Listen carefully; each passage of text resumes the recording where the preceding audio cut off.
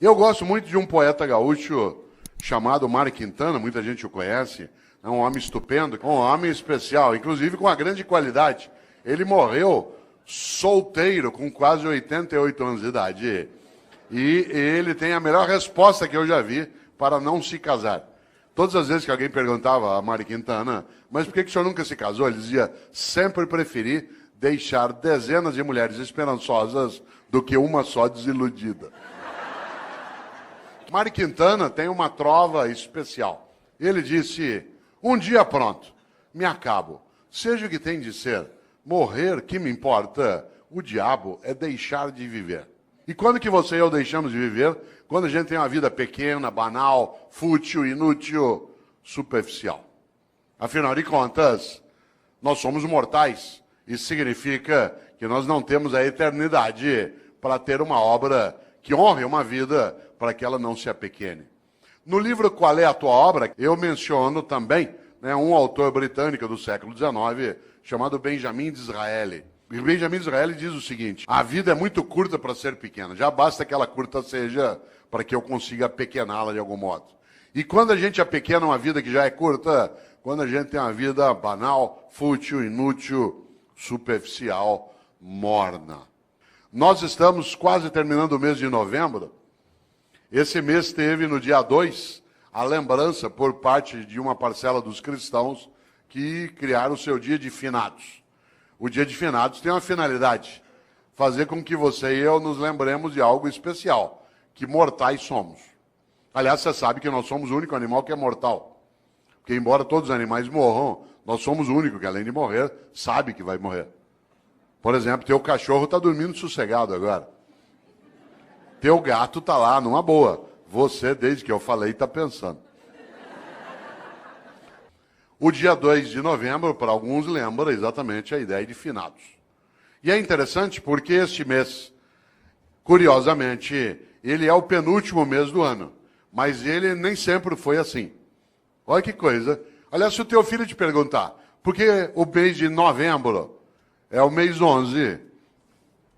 O que o mês de dezembro é o mês 12? O que você vai responder? Talvez você não saiba, mas como lembrou o presidente, eu sei. Em compensação, tem muita coisa que você sabe e eu não sei.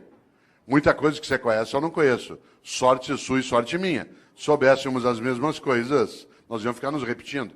Ainda bem que você sabe uma coisa, eu sei outra, a gente troca e cresce. Vida é isso. É a capacidade de partilha. Uma vida que tem abundância é aquela em que há partilha. Exemplo, nós nos aproximamos da lembrança do Natal para algumas pessoas. Uma mesa de Natal abundante não é aquela que tem muita comida, é aquela que tem partilha. Às vezes a única coisa que você tem sobre uma mesa de Natal é comida. E muita. E nenhuma partilha. Vida é partilha.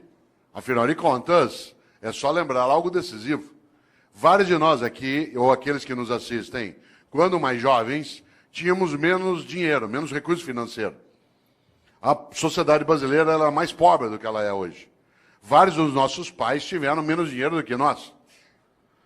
Vários dos nossos tínhamos menos recurso. O país ele foi elevando a nossa capacidade de renda. Claro que ainda longe daquilo que a gente deseja e merece, mas absolutamente superior ao que já tivemos há 40, 50 anos. Portanto, vou contar uma coisa que quem é jovem talvez não imagine. Vários de nós, quando mais jovens, a gente ia almoçar no domingo na casa de um irmão, do pai, da mãe, de um parente. Não tinha possibilidade de fazer um almoço se cada um não levasse alguma coisa. E aí vinha um milagre magnífico na vida. Cada um de nós levava um pouquinho. Mas na hora de ir embora, todo mundo levava mais do que tinha trazido. Nós temos essa condição em qualquer cidade, em qualquer comunidade, em qualquer família, no planeta. Nós só não o fazemos no dia a dia porque uma parcela ainda tem uma ética absolutamente individualista, exclusiva, malévola, deletéria, destrutiva, predatória. Aliás, alguns acham que a regra na vida é cada um por si, Deus por todos. Nós temos uma coisa séria, né, que é a nossa incapacidade, às vezes, de pensar na nossa mortalidade. Por isso, volto. Por que o mês de novembro é o mês 11? que o mês de setembro é o mês 9? Talvez algumas pessoas não saibam, mas até o século I a.C., até o século I a.C., no mundo romano, o ano se iniciava em 1º de março. E o último era 28 de fevereiro. Por isso, quando o ano se iniciava em março, setembro era o mês 7. Outubro era o mês 8, novembro era o mês 9. Foi Júlio César que alterou o calendário e colocou janeiro e fevereiro no início do ano, produzindo alguns distúrbios. Um deles que o segundo mês do ano passou a ser um mês mais curto. E antes ele era o último, servia para ajustar o calendário. O segundo distúrbio é que parte dos meses o nome perdeu o sentido. Novembro virou mês 11. Olha quanta coisa inútil você não sabe. Mas eu sei. E eu partilho contigo, agora você sabe também. No passado se usava o último dia do ano, que no caso era 28 de fevereiro, para pensar sobre a vida. Você sabe que a palavra fevereiro ela vem de uma divindade etrusca, o nome do mês, de uma divindade etrusca que é Februa. Februa é a divindade da purificação, da queima, da febre. Porque a febre ela purifica, isto é, ela faz com que haja a anulação daquilo que não serve e a proteção daquilo que serve. Nesta hora, quero lembrar algo. Os antigos, no mês de fevereiro, usavam o final do ano para pensarem sobre o que tinham feito e o que deveriam fazer. Nós passamos a fazer isso com dezembro. Quando se aproxima 31 de dezembro, alguns e algumas têm o hábito de pensar daquilo que fizeram. Isso é típico de algumas religiões, entre elas o judaísmo, o islamismo e o cristianismo, que tem uma ideia muito forte na vida. Tenha você ou eu religião ou não, há uma questão séria nessas religiões. Elas têm uma coisa chamada juízo final. Na crença dessas religiões. O que me assusta na ideia de juízo final não é o fato de ser final, mas o fato de ser juízo. Porque na crença dessas religiões, insisto, acredite você ou não, essa é uma questão tua privada, há algo decisivo. Elas acreditam que ao final da tua existência, a divindade vai te chamar no canto e falar, vem aqui para um particular. Seguinte, durante a tua vida, por que é que fez o que fez? E por que é que não fez o que não fez? Aliás, por que é que fez o que fez do modo como fez? E por que é que deixou de fazer o que deveria ter feito? Os cristãos construíram, a partir da influência judaica, uma percepção. E essa percepção ela se consignou na ideia também de juízo final no último livro da Bíblia dos cristãos, que é aquele que fala do fim, que é o livro da Revelação ou o livro do Apocalipse. Lá no livro do Apocalipse, no capítulo 3, versículo 15 e 16, os cristãos escreveram, Deus vomitará os mornos. Aliás, a frase completa é, porque tu não és quente nem frio, hei de vomitar-te. Não é quente nem frio, é gente que não tem compromisso. Mais ou menos compromissado, mais ou menos competente, mais ou menos religioso, mais ou menos político. Mais ou menos. Você vai abraçar, a pessoa abraça meio de lado. Sabe gente que economiza afeto? Pessoas que esquecem que afeto e conhecimento é uma coisa que se você guardar, você perde. Afeto e conhecimento, guardou, perdeu. A única maneira de ter afeto e conhecimento é repartir. Atenção, Deus vomitará os mornos. A vida é muito curta para ser pequena. Já basta que ela curta seja para que eu consiga apequená-la de algum modo. E quando é que você e eu apequenamos a vida? Como eu disse, quando ela é uma vida superficial, banal, fútil, inútil. Eu, Cortella, no dia que eu me for, e eu me vou, e você também. Mas eu não quero ir. Eu quero ficar. Lamento. Só tem um jeito de ficar. Se você fizer falta. Eu tenho um livro chamado Viver em Paz para Morrer em Paz. E nesse livro eu faço uma pergunta na capa, que eu queria fazê-la aqui agora. A pergunta é, se você não existisse, que falta faria? Tem gente que faz uma falta imensa. Tem gente que faz uma falta imensa na tua vida. Alguém que te criou, alguém que te apoiou, alguém que estava contigo. E tem gente que não faz falta nenhuma. Teve gente que não vai poder ir ao teu Natal porque não está ou já morreu, vai fazer uma falta imensa. E tem gente que não vai e vai te dar uma alegria imensa. Morrer é ser esquecido. Claro, se você for a um cemitério agora dia 2, você deve ter notado. Né? Tem túmulo que está abandonado, tudo caído, o vaso não é cuidado mais. Aí morreu. Enquanto alguém estiver contigo, na memória, no coração, olha a palavra que eu vou usar de propósito, na recordação. Recordar é fazer passar de novo pelo coração. Recordar, recordes. Você continua vivo. Interessante. Há pessoas que morrem em vida, porque são banais, fúteis, inúteis, e não fazem a menor falta. Tem gente que nos faz, repito, uma falta imensa. Só tem um jeito de fazer falta. Para fazer falta na vida, você tem que ser importante. Não confunda importante com famoso. Tem muita gente que é importante e não tem a menor fama, e tem muita gente que é absolutamente famosa e não tem a menor importância. Uma pessoa importante é aquela que faz falta. Por exemplo, enquanto nós estamos aqui agora, tem uma auxiliar de enfermagem no hospital da prefeitura do estado que está lá tirando as escaras de alguém que está em coma há 3 meses. A pessoa nem sabe que está sendo cuidada. Aquela pessoa é absolutamente importante, aquela enfermeira. A fama passa, a importância fica. Só tem um jeito de ficar, ser importante. E a importância você constrói onde você está. Na família, no governo, no legislativo, numa atividade de natureza privada, numa escola. O que é alguém que é importante? É alguém que eu levo para dentro. O gesto que eu estou fazendo da mão em direção ao peito. Que eu levo para dentro. Quando alguém te importa, porta para dentro, importar. Você se torna importante quando alguém te leva para dentro dela. Mário Quintana sempre me inspirou. E eu, Cortella, nascido em Londrina, até 10 anos de idade não havia televisão na minha cidade. Não havia TV. E por isso à noite eu ficava pensando. E uma das coisas que eu ficava pensando era, no dia que eu morrer, qual vai ser o meu epitáfio? Isto é, o que eu quero que escreva no meu túmulo? Há 8 anos eu fui a Porto Alegre, cidade a qual eu vou com frequência, e todas as vezes que eu lá vou, visito as coisas do Mário Quintana. Não é proibido. O quarto em que ele viveu, ficou lá a escrivaninha dele, a mesa, né, o guarda-roupa, os livros dele.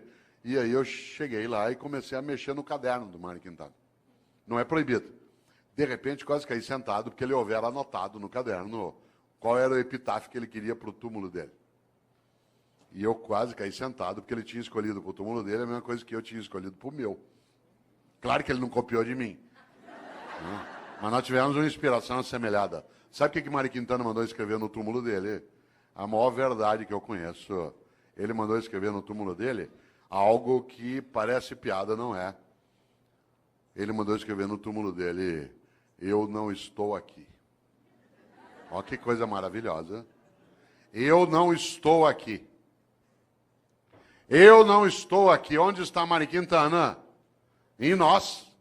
Na amizade que repartiu, na solidariedade que ofereceu, na felicidade que construiu, na solidariedade que protegeu, na sexualidade que assumiu, na religiosidade que praticou. Onde está Mário Quintana? Em nós. Por isso, a vida é muito curta para ser pequena. E eu, Cortella, no dia que eu me for, e eu me vou, e você também, eu quero ficar. Só tem um jeito de ficar, na minha obra. Porque eu sou mortal, mas eu não preciso ser inútil. A minha mortalidade é presente, mas a minha vida não precisa ser desperdiçada. Por isso, lembra esse fato. No dia que eu me for, eu quero ficar. Só tem um jeito de ficar, nas outras pessoas. Eu sou professor há 40 anos. Parte da minha obra é exatamente isso. Uma das coisas que dá inutilidade, superficialidade a uma vida é aquela em que a pessoa não percebe e nem pensa qual é a obra que ela tem. Eu, no livro Qual é a Tua Obra, conto uma experiência relacionada a serviço público meu direto. Eu, quando era secretário de Educação na capital, percebi um dia uma coisa muito interessante. Quem que ia comigo? O meu assessor. Quem que ia comigo? A pessoa já convertida. Isto é, aquela que era do projeto político, que tinha entrado no mandato. E, portanto, já estava previamente convencida de qual era a finalidade do que se fazia. Quem é que não entendia direito o que fazia? O servidor do dia a dia. Isto é, no andar que eu era secretário, lá no fundo tinha uma cozinha, onde ficava Dona Maria, sim, uma pessoa real, que fazia café o dia inteiro para servir no gabinete do secretário. Porque a gente vai recebendo pessoas e tomando café. No mesmo andar, lá no fundo, ficava um rapaz que tirava cópia xerográfica. No andar de baixo ficava a contabilidade, onde se fazia a nota de empenho. Sabe o que a Dona Maria achava que ela fazia na Secretaria de Educação? Café. Sabe o que o rapaz que tirava cópia xerográfica achava que fazia na Secretaria de Educação? Tirava cópia xerográfica. A moça que fazia nota de empenho achava que o trabalho dela era fazer nota de empenho. O que ela não tinha visão? Da obra. E por isso eles estavam na rotina do dia a dia. A rotina. Não havia um entusiasmo. Um dia eu decidi mudar essa lógica. E decidi que, em vez de ir comigo visitar a escola, com banda, com merenda, com criança, com tudo, em vez de ir, quem já estava convertido, era melhor levar pessoas do dia a dia da secretaria. E aí eu passei a avisar. Quem vai comigo agora nas visitas vai ser o pessoal do dia a dia do gabinete, que tem as várias atividades. A primeira que foi comigo foi Dona Maria. Com uma novidade. Primeiro, andar no carro do secretário. Segundo, no banco de trás. Terceiro, joelho com joelho. Com batedores da Polícia Militar na frente, como é na capital às vezes, ou da Guarda Metropolitana. E ao chegar na escola comigo, não só privar de uma conversa, que não tinha que ser comigo, eu estou falando da simbologia da autoridade. Né? Chegar lá na escola, em vez dela ir fazer o café e servir, ela ia ser servida. E ela entrava e via a banda, e via as crianças, e via a reforma da escola. Vocês não fazem ideia. Quando a Dona Maria voltou, a partir dali era outra Dona Maria. De repente ela entendeu uma coisa, que o que ela fazia na Secretaria de Educação não era café, era educação. E aquilo que ela fazia, que o jeito dela de fazer educação era fazer café, virava escola, criança, cidadão atendido. No dia seguinte, ela viu o rapaz do Xerox que passava o dia inteiro naquela máquina fazendo aquele gesto. E ele ficou boquiaberto, porque ele não fazia ideia que o que ele fazia não era tirar cópia, o que ele fazia era educação escolar. E o jeito dele fazer educação escolar era nos ajudar, tirando cópias. Vocês precisam ver a moça, né, que fazia nota de empenho. Ela imaginava que a tarefa dela era passar o dia ali fazendo nota de empenho. Quando ela viu que as notas de empenho viravam reforma, criança, comunidade, criança brincando, estudando, ela ficou boquiaberta. O que ela não tinha entendido? O propósito. O propósito, isto é, qual era a obra dela? A obra não era fazer nota de empenho, era construir educação escolar numa comunidade, usar os recursos de maneira adequada para elevar a vida. A partir dali, tanto faz quem era o governo. Porque, de maneira geral, o funcionário do dia a dia, ele não adere a projetos de governo, porque o governo é eventual. Mas quando ele tem clareza da obra, que ele vê, por exemplo, que uma Câmara Municipal está sendo reestruturada para que ela tenha maior capacidade de servir a população e honrar o recurso, tanto faz quem é o presidente. Se há uma adesão por parte de quem está no dia a dia como servidor, na saúde, na educação, no transporte, na segurança, nas secretarias meio, na área de gestão, administração, muda o jeito de fazer. Aliás, aconteceu comigo uma coisa, eu vou contar, não quero que pareça arrogância nem autoelevação, mas ela é muito bonita. Você sabe que quando o governo vai terminando, as pessoas à sua volta, que são da máquina, vão rareando, porque ele não é maluco. Ainda mais que no governo que eu estava, quando houve a eleição, o meu grupo político perdeu a eleição. E outro grupo, o adversário, venceu a eleição. Isso significa que os últimos 2 meses de governo era já com a possibilidade de entrar quem era contrário a quem estava saindo. Vocês imaginem, se bobear, não chega nem café. Que é uma questão de sobrevivência da máquina. Ela não se compromete, às vezes, com quem está saindo, porque ela vai passar 4 anos com quem está chegando. Pois bem, isso não aconteceu conosco. E não é porque éramos nós, e nem porque as pessoas aderiam ao tipo de projeto político que se tinha, mas eles começaram a entender aquilo que era o projeto de cidadania, do qual ele estava envolvido, que independia do governo eventual que estava ali. A tal ponto que aconteceu uma coisa curiosa.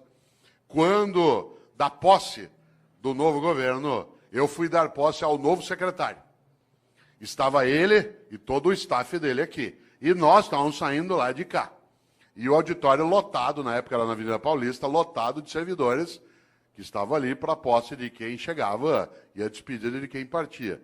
Pois bem, aconteceu uma coisa que até hoje eu me arrepio de lembrar, e não tem a ver só comigo, tem a ver com o projeto em geral. Na hora que eu terminei a minha fala e transmiti o cargo, é a hora de quem perdeu sair e honrar aqueles que vão comemorar a vitória e o governo deles. E, portanto, eu me levantei e toda a minha assessoria, como se levantou junto. Claro. E aí eu fui saindo. Quando eu fui saindo, todos os servidores levantaram e fizeram um corredor polonês. Fizeram uma fila dos dois lados e nós fomos saindo e eles foram batendo palma. Até a gente sair do prédio. Vocês imaginem, em tese, no serviço público, isso é arriscar a cabeça em alto nível. Só não foi porque quem estava chegando, no caso, que era o vice-prefeito de São Paulo, que também se tornou secretário de Educação, também ele era professor, que era o professor Solon Borges dos Reis, que já faleceu, que era do CPP. Mas olha que coisa maravilhosa. Eu estou falando isso não para exaltar a nós, inclusive porque uma parte das pessoas não tinha nenhum vínculo ideológico, ou nenhuma simpatia, né, pelo grupo político, mas ele tinha porque ele percebeu algo decisivo, que era a obra. Porque a gente estava tentando que ele não fosse morno. Por isso, vida com propósito. Coisa curiosa, há pessoas que estão nessa área e que não o têm. E que têm uma obra diminuta, pequena. Por isso eu vou contar uma coisa. No serviço público, algo que é muito perigoso, que é gente morna. Porque essa gente morna, ela, de maneira geral, ela acha que o que ela faz é só aquilo como um emprego. Há pessoas que no dia a dia, você sabe, eles argumentam que ele vai ser mais ou menos, também pelo salário que me pagam. Você já imaginou esse princípio aplicado ao corpo de bombeiros? Tua casa está pegando fogo, já apagaram a sala, a cozinha. De repente você olha, o bombeiro está enrolando as mangueiras, guardando. Fala, onde você vai? Ué, 5 horas, é o meu horário. Então, mas está pegando fogo lá. Não, mas ó, é o meu horário, me paga até essa hora. Já imaginou um cirurgião no hospital fazendo uma sutura de apêndice? Tem que dar 20 pontos na sutura, ali no teu ponto de Mark Barnes, para poder fechar direitinho, porque não tem equipamento para fazer laparoscopia. O que ele faz? No 8º ponto, fala, vou parar aqui mesmo, pelo que me pagam. 8 pontos tá bom já. Obviamente que eu não estou falando de trabalhar sem remuneração, estou falando de outra coisa.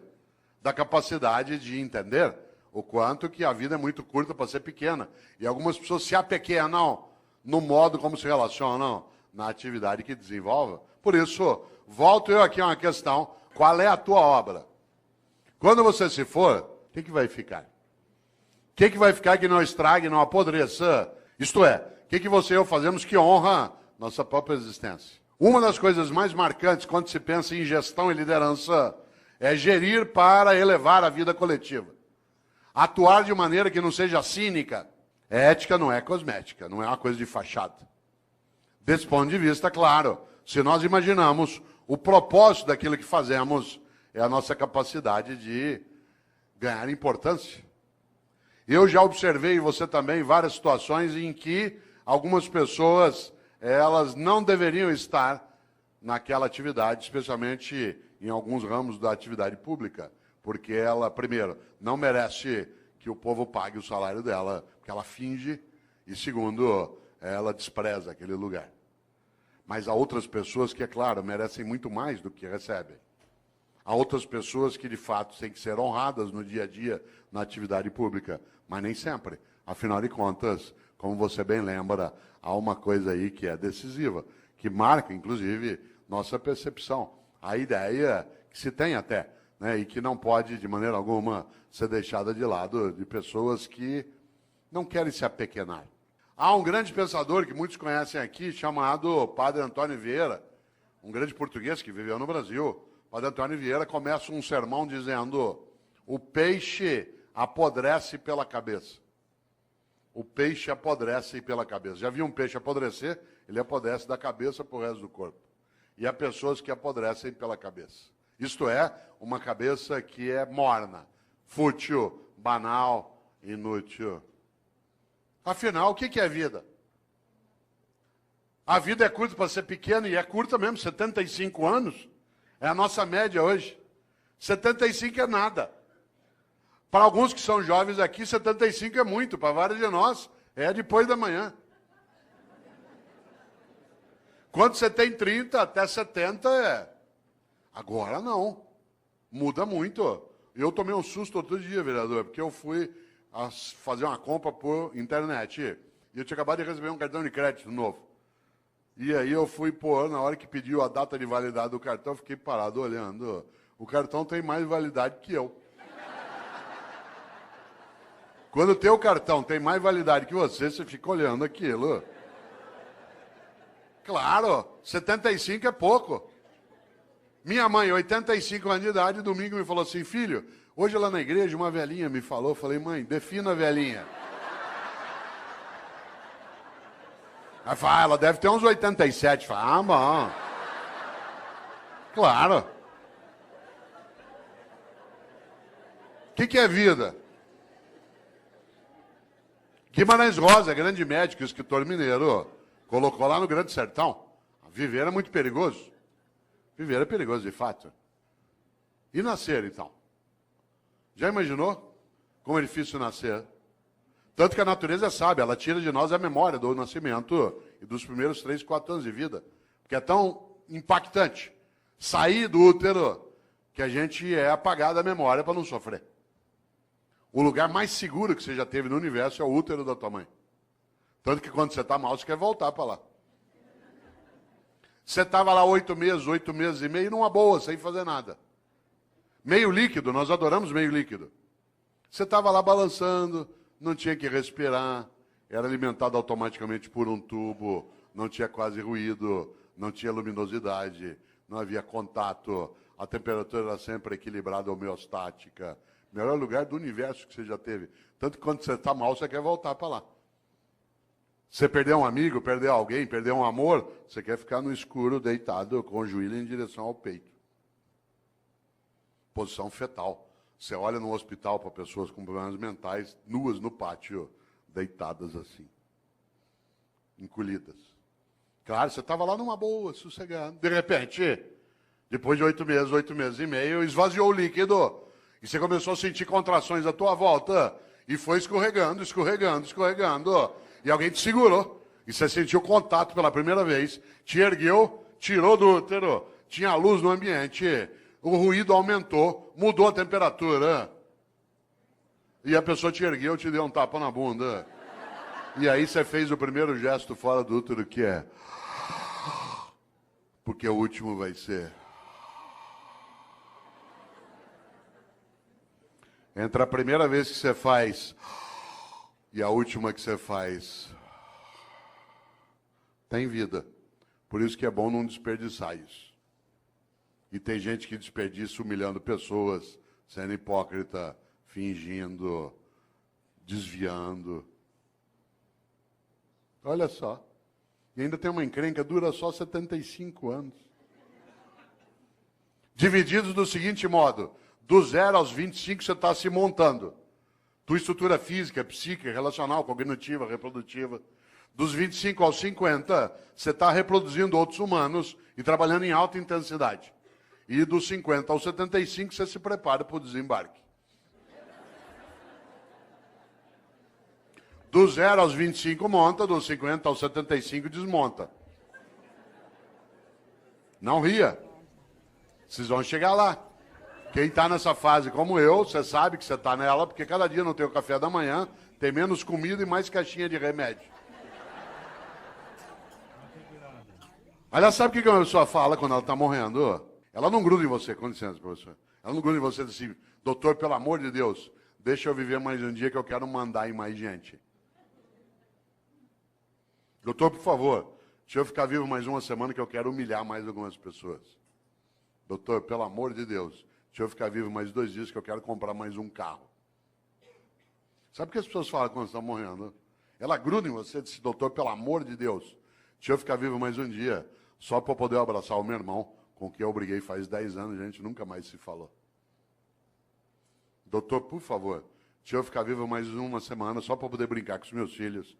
Eu achei que eu não tinha tempo para fazer isso. Doutor, pelo amor de Deus, deixa eu ficar vivo mais 1 hora, só para poder dizer para minha mulher o quanto que eu amo, porque eu achei que se eu falasse muito isso, ela ia ficar mal acostumada, o que é verdade. Sabe do que as pessoas falam na hora da partida? Daquilo que importa na travessia. E como disse um dia o grande Guimarães Rosa, o importante não é chegar nem partir, é a travessia. E a travessia você faz com outros e outras.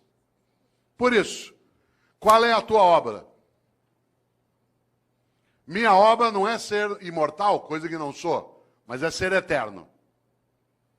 E eu não sou eterno do ponto de vista religioso, eu sou na obra que deixo, naquilo que ajudei a fazer naquela cidade, naquela família, naquela repartição, naquela secretaria, naquele legislativo. Algo que no dia que eu partir, que eu não tenha medo de me perguntarem por que fiz o que fiz. Muita gente não quer nem saber dessas questões. Sabe por quê? Porque ela quer viver de maneira automática, robótica. Para que pensar sobre isso? Para que pensar sobre a obra? Quando você pede uma coisa para o norte-americano, ele diz, I will do my best. Vou fazer meu melhor. Atenção, não é uma questão de idioma, é uma questão de atitude. É absolutamente diverso, fazer o possível e fazer o melhor. Por isso, pergunto aqui para você agora, mas não quero que você responda, só que você reflita. Na tua atividade, está fazendo o possível ou o melhor? Porque se você ou eu, podendo fazer o meu melhor, me contento com o possível, eu caio num lugar perigoso chamado mediocridade. Uma pessoa medíocre é aquela que é morna, que está na média, que não é quente nem fria. Exemplo, mediocridade é falta de capricho.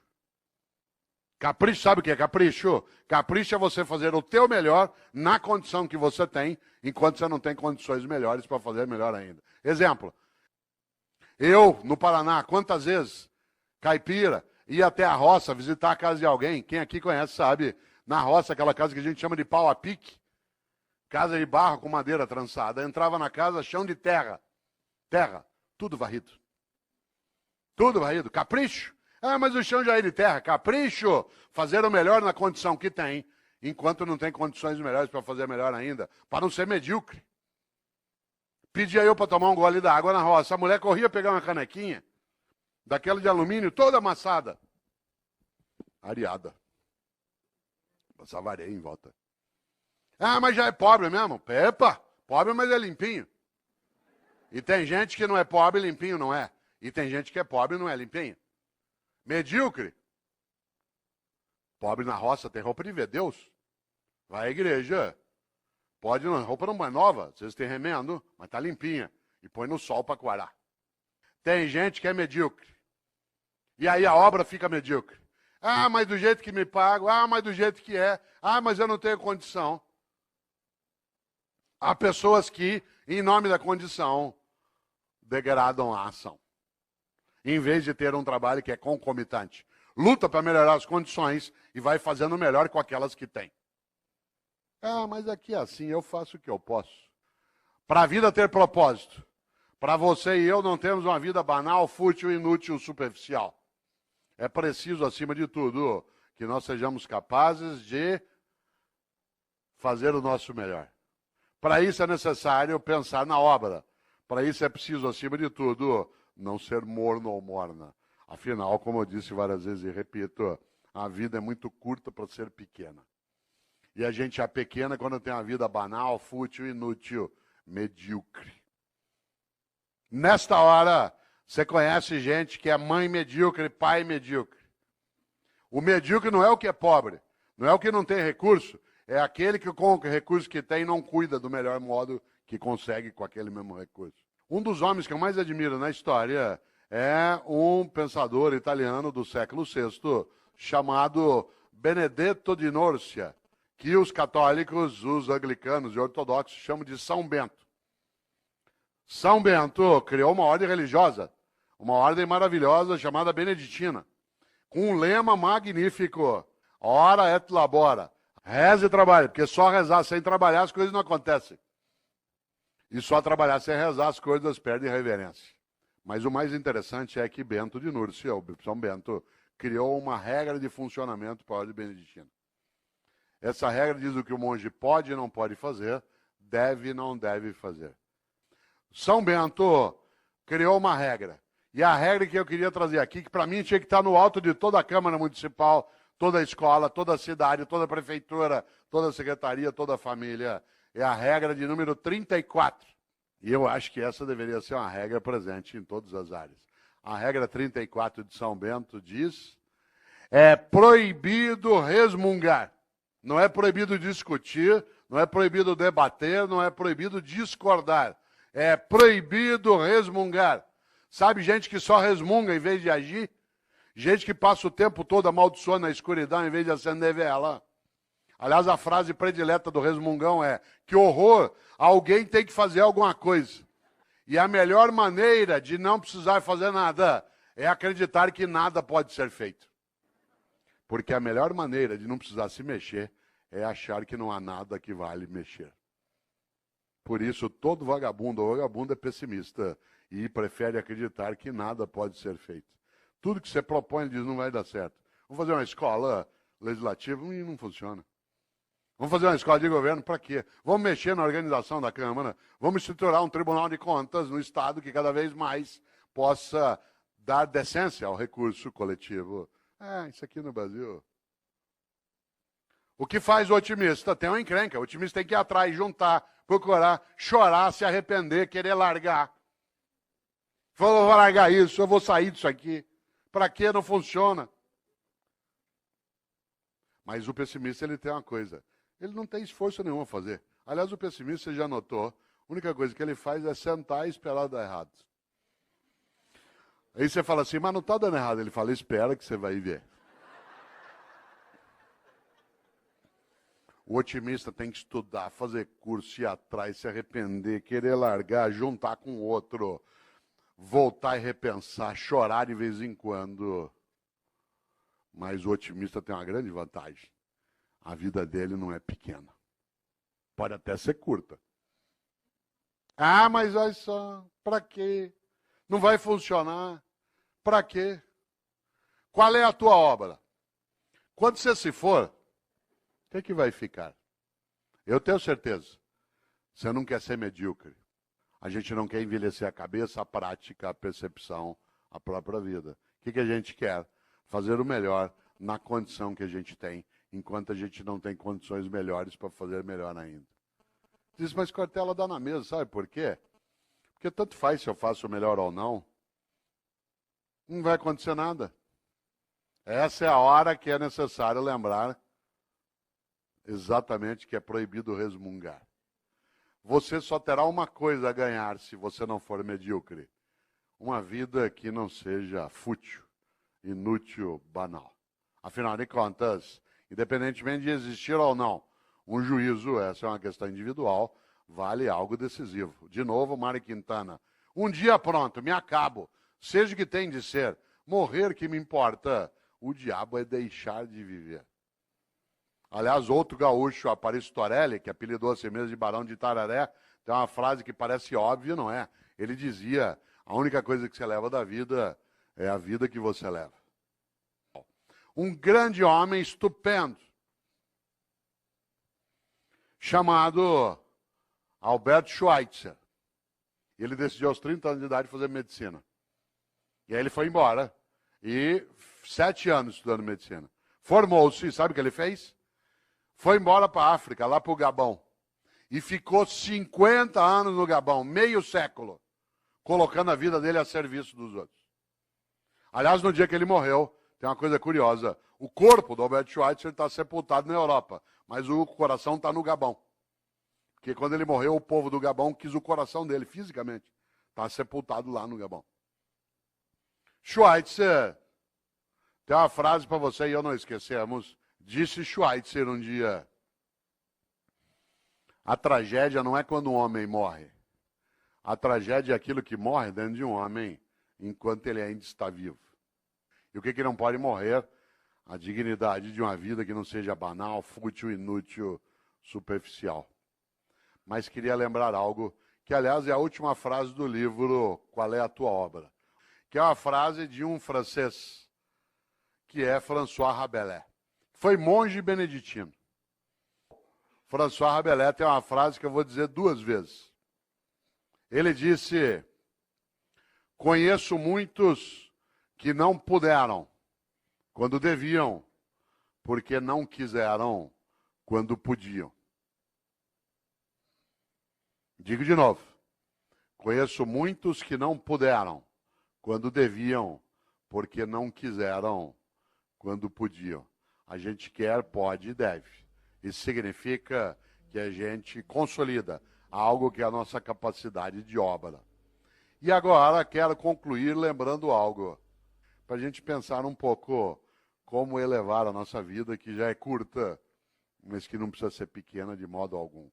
E que cada um e cada uma de nós saiba, no seu dia a dia, a importância de fazer o melhor, em vez de se contentar com o possível. Afinal de contas, é isso que nos levará a ser importantes, a sermos levados para dentro.